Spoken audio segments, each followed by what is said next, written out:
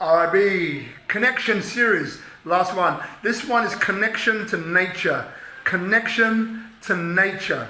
All right, let's get going on this one. So firstly, just want to thank you for joining me and being part of this whole connection series. Is there anything that resonated with you more than anything else? Please leave me a comment, because it's nice to see what activates people, right? And what activates people, what activates you, what activates me, right? So please leave me a comment, leave me a note, let me know which one in the series you had most resonance with, or the one that shocked you the most maybe.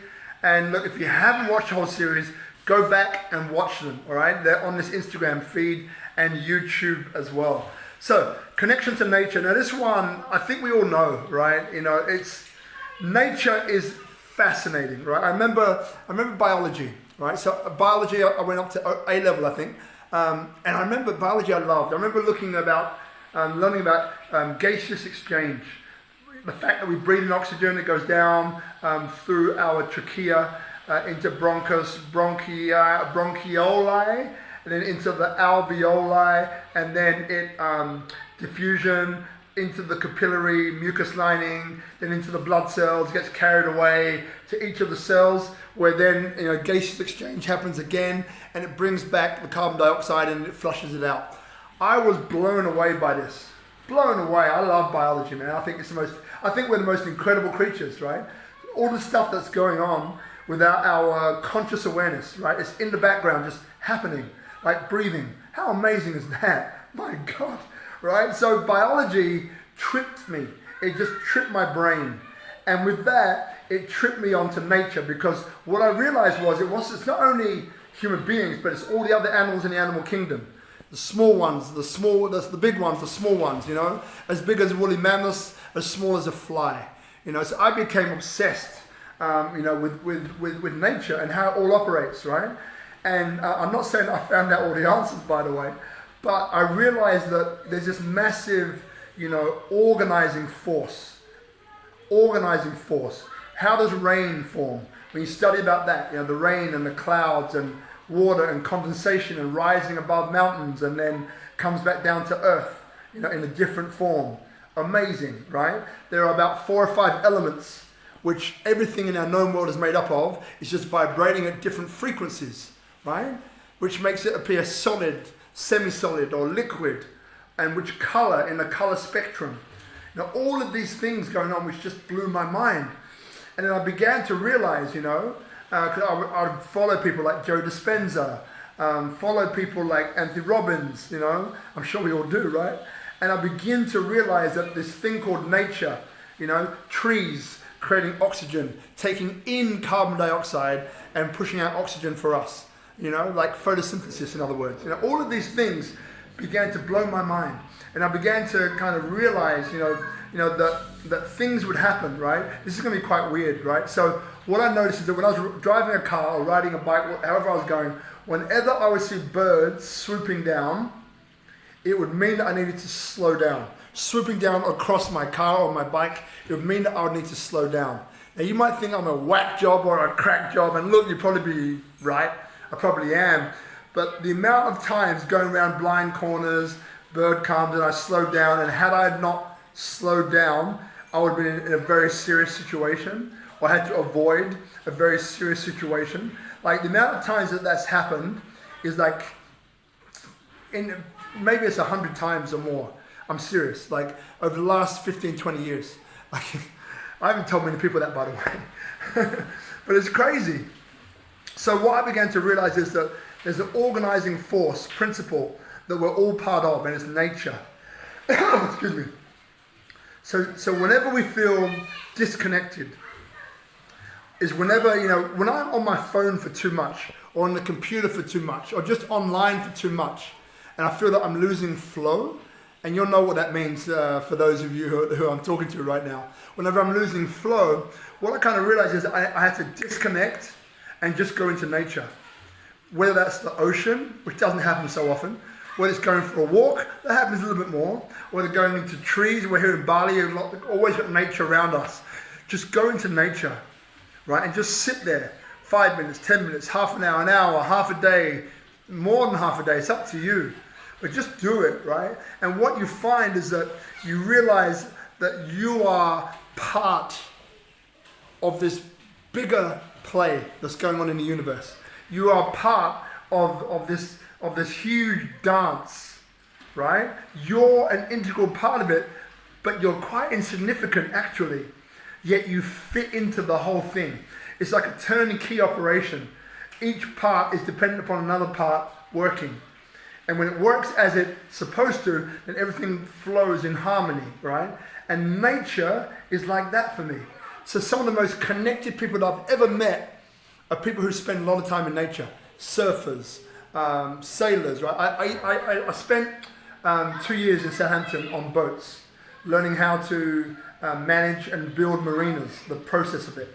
And we were spending a lot of time on the River Hamble in Southampton, Wars Ash to be precise, and boat handling, right? And one thing which I learned, while being on the water is that when you're on the water for a long time in a sailing boat or under power, like you realize something else. Like life works for us on land, it works in right angles. Let me explain that. If I'm driving a car and I want to get somewhere, I turn the wheel and I turn in the direction of where I want to go. Same thing going left, going right, whatever. I turn and I go. On the ocean, it doesn't work like that. Let's say I'm under power, let's say I'm under power, right? So I've got like a prop on the back, right?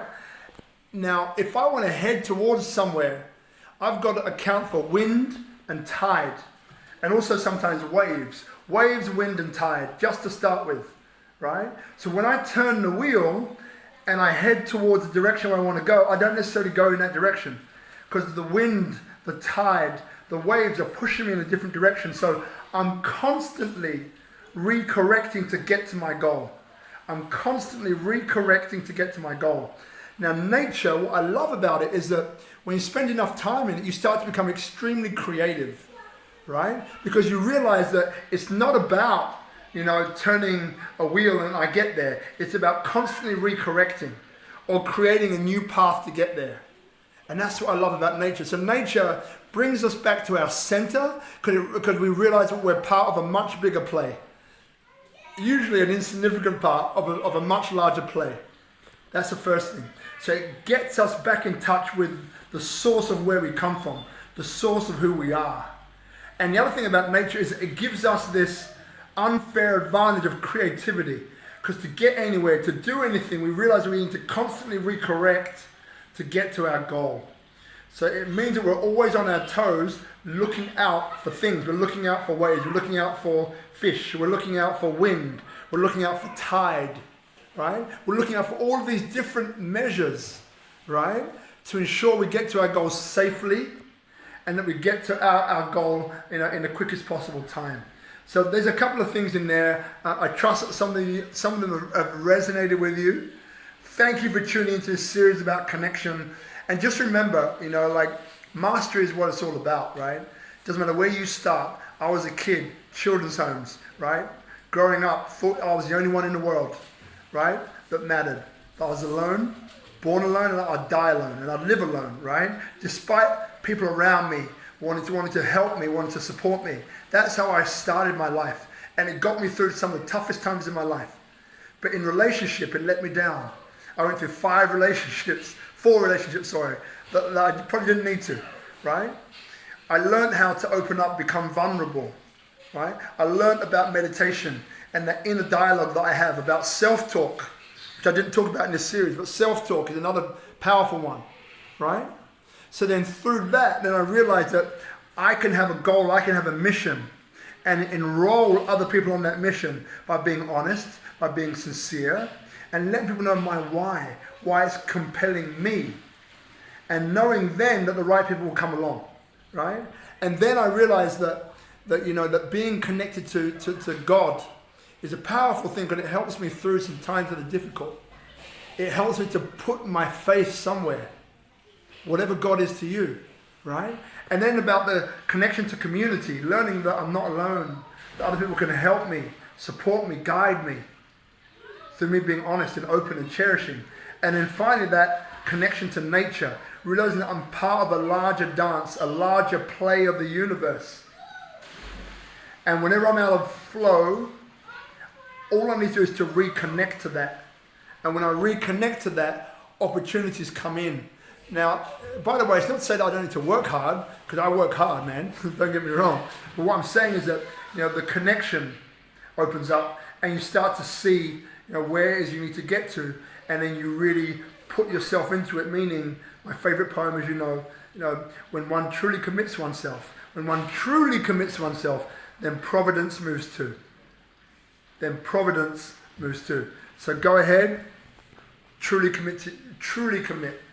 So then providence can move for you. Thanks, guys. See you on the next one. Bye for now.